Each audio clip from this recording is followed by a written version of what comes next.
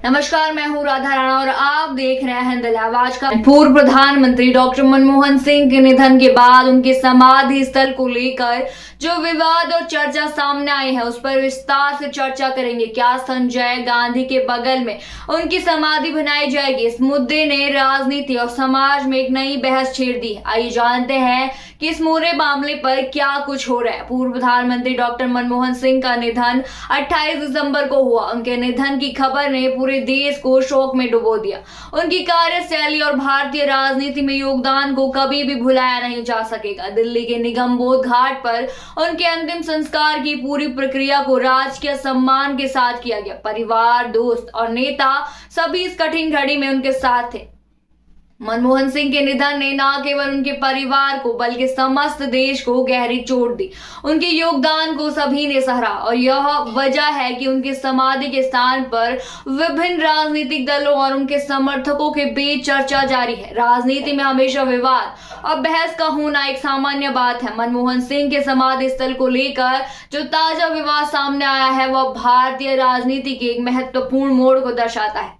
Congress party और विपक्षी दलों ने केंद्र सरकार से यह मांग की है कि मनमोहन सिंह की समाधि राजघाट के पास स्थित राष्ट्रीय स्मृति स्थल पर बनाई जाए, जहां अटल बिहारी वाजपेयी का स्मारक पहले से ही स्थित है। हालांकि अब खबरें आ रही हैं कि सरकार मनमोहन सिंह की समाधि संजय गांधी की समाधि स्थल के पास बनाने पर विचार कर रही है। केंद्रीय शहरी विकास मंत्रालय के अधिकारियों ने राजघाट स्थित समाधि स्थलों का निरीक्षण किया है और संजय गांधी के समाधि स्थल के पास जगह देखी है। इसके अलावा पीवी नरसिंह राव की समाधि के पास भी संभावित स्थानों की तलाश की गई है। संजय गांधी की समाधि दिल्ली के निगमबोध घाट के निकट स्थित है और इसकी स्थिति बेहद साधारण है। उनकी समाधि स्थल पर एक साधारण स्मारक है और यह स्मृति स्थल लगभग 4 एकड़ भूमि में फैला हुआ है। यही जगह मनमोहन सिंह के समाधि के लिए भी एक विकल्प बन सकती है। राजघाट परिसर में और उसके आसपास पहले से 18 समाधि स्थलों का निर्माण किया जा चुका है। इनमें पूर्व राष्ट्रपति, प्रधानमंत्री और उप प्रधानमंत्री के समाधि स्थल शामिल हैं।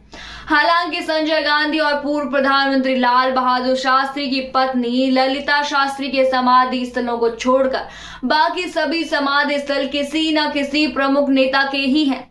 राष्ट्रीय स्मृति स्थल और एकता स्थल के आसपास भूमि आवंटन के कुछ मानदंड भी हैं।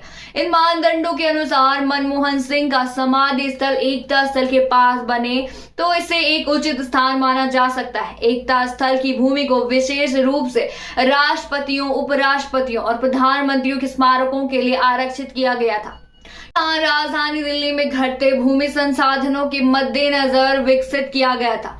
मनमोहन सिंह की अस्थियों को उनके परिवार ने यमुना नदी में विसर्जित किया। इस मौके पर उनकी पत्नी गुरशरण कौर और 3 बेटियां उपेंद्र सिंह, दमन सिंह और अमृत सिंह भी मौजूद थी। यह सिख रीति रिवाजों के अनुसार किया गया। अस्थियों का विसर्जन मजनू का टीला गुरुद्वारा के पास हुआ और इस दौरान परिवार के सदस्य पारंपरिक विधियों से इस अंतिम संस्कार को संपन्न करने में जुटे थे।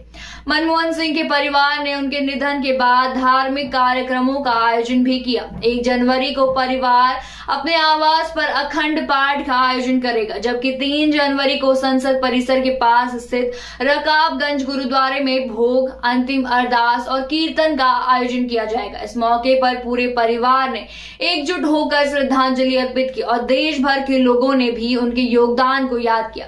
अब यह देखना होगा कि सरकार की ओर से इस मामले पर क्या निर्णय लिया जाता है। क्या मनमोहन सिंह की समाधि संजय गांधी के पास बनेगी या फिर इसे राजघाट के पास राष्ट्रीय स्मृति स्थल पर बनाया जाएगा? इस पर चर्चा जारी है और सभी की निगाहें इस फैसले पर टिकी हुई है। इस विवाद के बाद भी हम सभी की यादों में डॉक्टर मनमोहन सिंह का योगदान हमेशा रहेगा। उनका शांत स्वभाव और उनकी दूरदृष्टि और उनके नेतृत्व ने भारतीय राजनीति को नई दिशा दी और देश उनके योगदान को हमेशा याद रखेगा।